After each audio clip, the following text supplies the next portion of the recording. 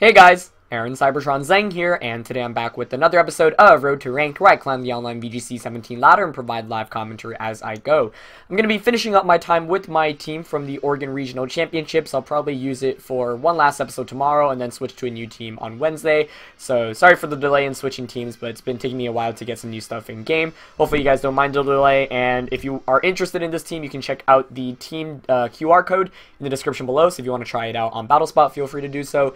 In addition, the team report was posted a while back, so you can also check that out in the description below. And thank you guys, as always, for watching my content. We're just going to look for our first game of the day. It's going to be a Japanese opponent with a rating of 17-15 to kick things off. As always, if you guys enjoy Road to Rank, please share your support by leaving a like in the video. I'd really appreciate it. So my opponent here has a pretty interesting team. Cortana, now Ego, Arcanine, Gastrodon, Celesteela, and the Gigalith. So it's pretty interesting because like Gigalith and Gastrodon typically are seen with Trick Room, but there is no Trick Room user on that team. Actually, no, now Ego could potentially have Trick Room. And that's something I actually might have to be careful about because that would be quite bad. So Metagross I think is actually phenomenal here because of its matchup. Maybe not phenomenal, but it is really good against Gigalith, now Ego, and Gastrodon. Zen Headbutt or Meteor Mask can just one-shot all of those. Cortana is definitely a concern, as is my opponent's Arcanine. So I kind of like leading Garchomp Metagross here, because that puts on pressure. Like, my Garchomp can, you know, Z-move, and that one-shots, if not, you know, does a ton of damage to almost everything. I definitely think I need Arcanine here, because I would not be surprised to see Celesteela make an appearance. And for the last one, it's weird. I normally definitely bring Tapu Lele in all my games, but my opponent's team is actually rather anti-Tapu Lele with 2 Steel types and now Ego, and you know, like, everything is just pretty bulky. So I think I'm actually going to go with Cortana. So I don't think I've actually brought these 4 Pokemon specifically in any matchup, but my opponent's team doesn't seem like, I don't think it's that great to bring Drifloon and Lele, especially with the potential of Trick Room on now Ego. I think now Ego is actually one of the few Pokemon that can threaten the Drifloon and Lele lead a significant amount, because even with the special defense boost, you know, you can still Sledge Bomb threaten Tapu Lele. Power Gem still does a ton of damage to Drifloon, and yeah, like, you're going to outspeed the Tapu Lele, which is also important. So, kind of curious about how this matchup's going to play out, but I'm going to go with Garchomp and Metagross. Let's see what my opponent brings out. Going to be the now Ego and the Gigalith. Okay. So, I definitely think there's a potential Trick Room option on now Ego. Most of those are, like, sashed as well. So, this is, like, Gigalith is in a very awkward position. You would imagine it's going to want to switch out right now. Or my opponent could protect. There also could be a HP Ice coming out from now Ego, but typically I would imagine that that's Focus Sashed. And I really want to just deny Trick Room. So I could Tech Rage, because now Ego could protect here. What could Gigalith really switch into? Yeah, I'm going to Tech Rage, and I kind of want to double up on now Ego here. Meteor Mash. Oh, I could have Bullet Punched, actually. Ooh. Okay, that's fine. I was worried. Double switch out, actually. Maybe Celesteela in that slot? Yeah. Nice. I think overall this ends up as a net positive, since I should be able to just knock out Cortana with this Tectonic Rage and Meteor Mash. And getting rid of Cortana is actually really great for me, because that does threaten my own Cortana in the back a decent amount. Now I have an Arcanine switch in as well. This does mean that I don't have a single target attack anymore against my opponent's Gigalith, but that's why I brought Metagross. One of the reasons why I wanted to use Metagross at Regionals is because of the Uprising Gigalith Porygon 2. Yeah, so I actually just one-shot Cortana there with the Tech Rage, which is great. And Meteor Mash, unfortunately, misses the Celesteela, but that's okay. I'll definitely take that turn. Because now, you know, you would think, like, now Ego's going to come in, but it's actually Gigalith, which I'm okay with. Especially with Swords Dance on my Garchomp. I have a relatively good opportunity to just Swords Dance here. And go for a Meteor Mash.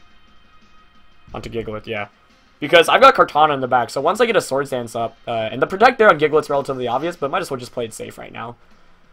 My opponent's kind of trapped in a position where, like, he can't really do too much, unless Celesteela has HP Ice. Or she, excuse me. So I will get the SD off, and I am faster than Celesteela, that's also important information. And we actually just see a Leech Seed come out. Okay, that's definitely I was expecting maybe a flamethrower. That would put my opponent in maybe a slightly better position, but that Leech Seed really doesn't do very much right now, so I really like my positioning. So I'm gonna just Fire Fang the Celesteal and Meteor Mash, honestly. Because Gigalith either stays in and gets knocked out, or switches into... Yeah, and stays in. Okay, so as long as I don't miss Meteor Mash, I'm in a really good position. Fire Fang there does so much to Celesteal in itself. And I miss Meteor Mash again! Okay, that's definitely a little bit annoying. Okay, that's okay. He does have Earthquake as well. That's why I hate Metagross. Like, I think I'm still in a pretty good position to win this one, but definitely a little bit frustrating, to say the least. Because if I hit that Meteor Mash, I just pretty much win the game 100%, because you don't get that Earthquake damage off. But it should still be okay. Yeah, because now I can just bring in Arcanine. I think my opponent has to sack Gigalith. Yeah, definitely bring in Arcanine here. And Kartana can close up the game for me. But missing Meteor Mash does make things a little bit more challenging, especially if I actually miss another one. And hitting the one earlier would have been nice too, because it probably would have put Celesteal in KO range from that Fire Fang. So both of those misses probably mattering a little bit, but not going to complain too much about them. I'm just going to Flare Blitz into Celesteal and Meteor Mash. There's no need to really over-predict here right now, because... Yeah, so Celesteal is going to protect. Let's see if Gigalith protects. Nope, it does not, so hopefully I connect with this Meteor Mash. Okay, this one does hit. This is Choice Banded, so that should just pick up the one-hit knockout. Yeah, excellent. And I get the attack increase, which is quite nice. That's actually really good for me because, you know, now Ego's going to come in now. And I've still got my Cortana in the back waiting to close things up. But... yeah, I don't think I've won the game 100% yet. I don't know the set on Now Ego. Or the set on Celesteal, at that matter. But I do know that I'm faster, right? So I think I can actually just protect Arcanine here. And Meteor Mash. I'm kind of worried about Flamethrower being an option. So I actually kind of want to Meteor Mash Celesteal, as weird as that seems. Because I can just Extreme Speed Smart Strike to knock out Now Ego. But there is a Trick Room option. You would think if he had Flamethrower, though, he would have gone for it earlier. Or she would have gone for it earlier, right? So yeah, I'll just Protect and Meteor Mash Now Ego. Okay, Arcanine protects, so I'm thinking that means Now Ego shouldn't be protecting unless it's slower. No. Nice. So Power Gem to protect. Please don't miss. Okay, good. So Metagross gets that, probably brings it down. Oh, no Sash even. That makes me really curious on what the item is, because I thought it definitely had Trick Room given that team composition. And my opponent tried to Flamethrower its own slot. That's interesting. So it did have Flamethrower. Surprised that didn't come out any earlier, but okay. So now we just Flare Blitz, and that's going to be game. That was scary, though. Yeah, I'm surprised Celesteal went for the Leech Seed there as opposed to the Flamethrower onto Metagross. I don't think it would do too much damage, but it would still pressure me a little bit more.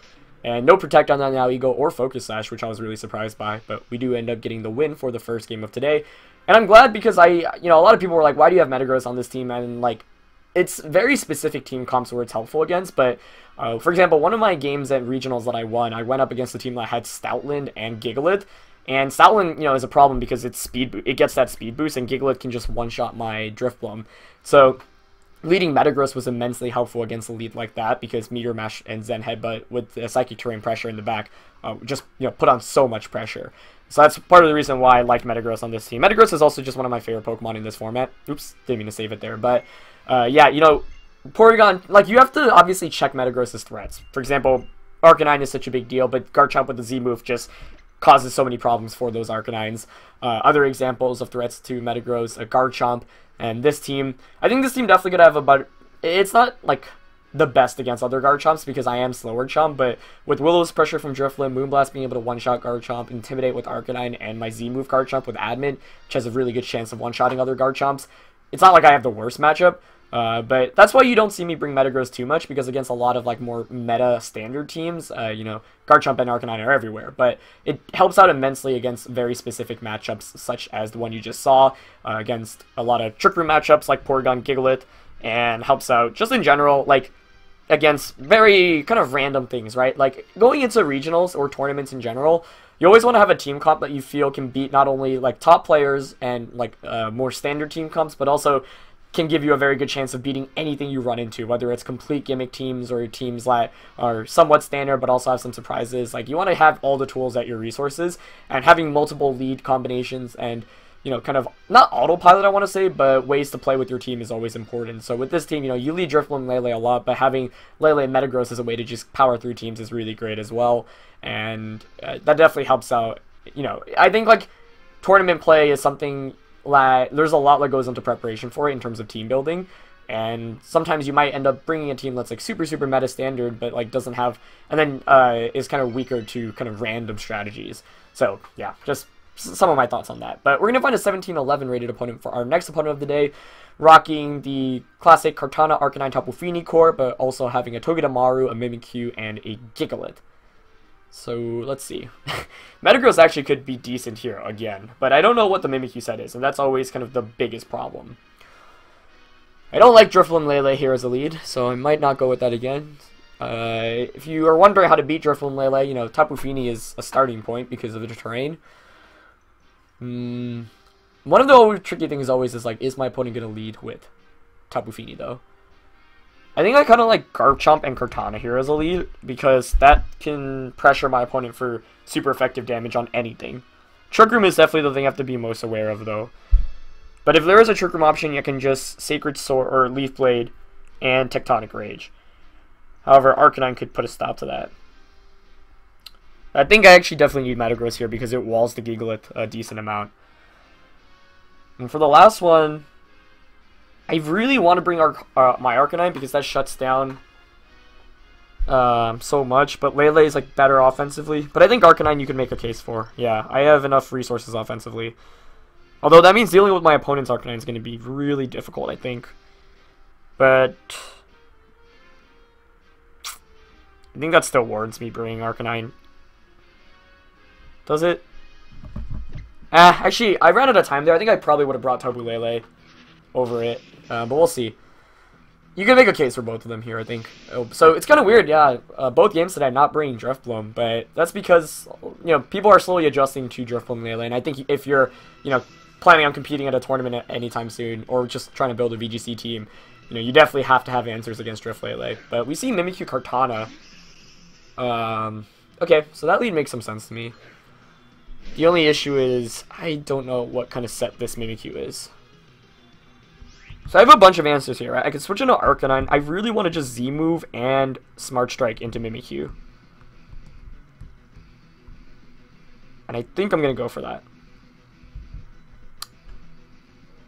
The only issue here is if Mimikyu protects. Oh no, Kartana could be Grass Z-move as well.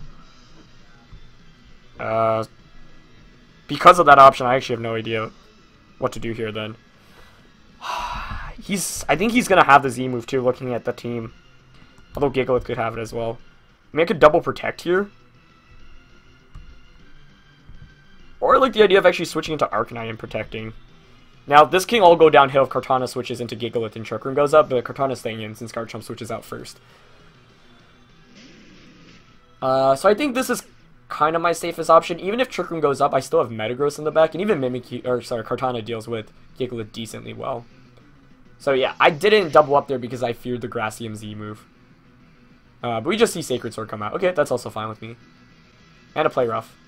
Yeah, that works. Because I get that Intimidate off against both of these attackers, and it's Life Orb Mimikyu, so it could be just like a very fast and offensive variant. So now that Kartana's intimidated, I'm definitely going to double up into this Mimikyu, because I would love to get that out of the way. Yeah. And, yeah, Kartana switches out. Tapu Fini. Arcanine. That's actually kind of annoying. Because I'm not going to knock it out with Flare Blitz now. He also could have Will-O-Wisp. I don't like my play here. Not too much. Yeah, so I will break the disguise, but maybe it would have been better to switch out. It is slower, though. Or it's going for a Trick Room. I think it might actually be going for Trick Room, which could be scary. Yeah. I don't know what to think about that.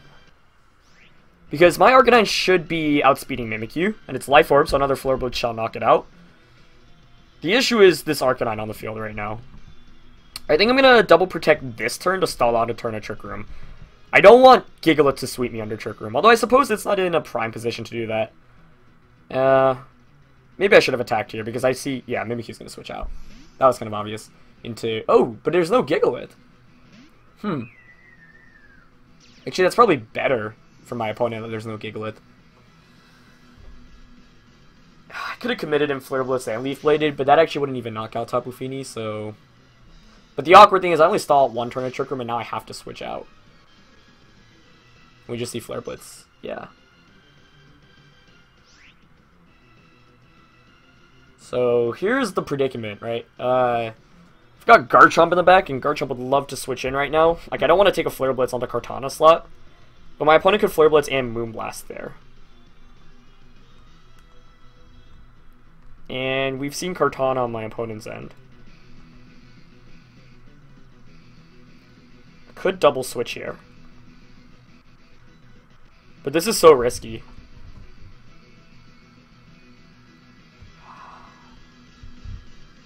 I think I'm going to do it, though. But I could lose the game this turn.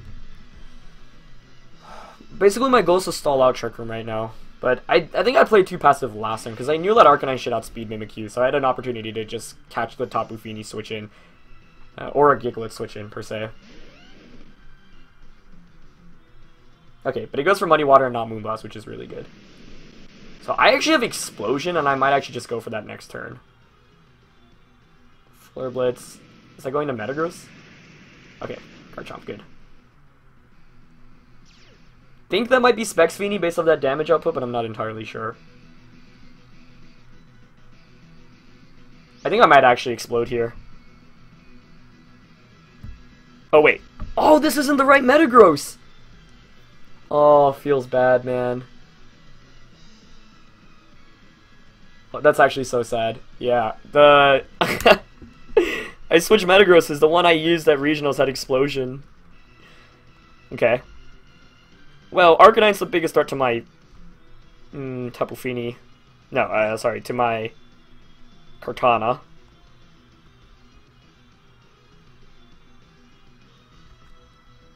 I'll Zen Headbutt Arcanine and Protect. Oh man, this is so frustrating that I didn't bring the right Metagross, because Explosion actually would have been perfect here.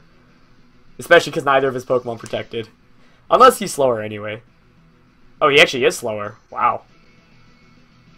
So it's a relatively slow Tapu Fini then. Yeah, I think I lost this one. I wasn't able to deny Trick Room, and normally I bring Tapu Lele for Trick Room, but Mimikyu is just a really awkward Trick Room user to go up against, especially in a best of one. It's not over, especially with Kartana, but I don't like how it's looking right now, because I have to sack my... Do I sack my Arcanine? I think I have to, yeah. That sucks. So, not having Explosion ended up not mattering. I really thought Metagross would underspeed Tapu Fini, which means outspeeding it under Trick Room, but that ends up not being the case. I do have some speed investment on Metagross, which could explain why. As Mimikyu switches back in. That actually gives me a slight window of opportunity, maybe. Actually, probably not. Although, that is frustrating. I could have attacked with Mimikyu here. Okay. The main issue is I'm going to go down 4-2 here. Unless Muddy Water misses, which actually could be crucial. But it'll hit. Yeah. Predicted. Yeah, my opponent played this really well, I think. I don't know whether Mimikyu actually outspeeds Garchomp or not, because if it's max speed, it should. So I'll bring in Garchomp now.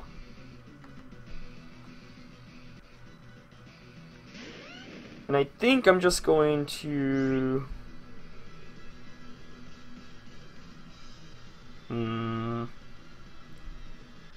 Leaf Blade, Mimikyu, and Tectonic Rage. Yeah. If anything, I need to pick up a double knockout this turn and get the Beast Boost to neutralize the no, I think I still lose regardless because of just Arcanine in the back. Unless my opponent switches in Arcanine right now, which does happen. That could have been a throw. Let's see, I'm still down 4-2, but... Okay. Nice. I could have Smart Strike there, but I figured Leaf Blade would pick up the knockout anyway, and Leaf Blade does a little bit more damage if Arcanine switches in, as opposed to Smart Strike. So that actually may have been the exact window of opportunity I needed, because I think I would have just lost this game if my opponent sacks both the Arcanine and the Feeny and the Mimikyu. Because then Arcanine and Kartana comes back in. But I don't know the item yet on the opposing Kartana, and it might come down to a speed tie too, which is never any fun. But yeah, I was thinking maybe I should have saved Tech Rage to get the knockout on Arcanine, because without Tech Rage I can't one-shot Arcanine, but I do manage to pick up the knockout there. So suddenly things turning a little bit around. Kartana's attack being neutralized now. But I can't just Leaf Blade Tapu Fini. I don't know the item on Kartana on my opponent's end though, that's the other scary thing.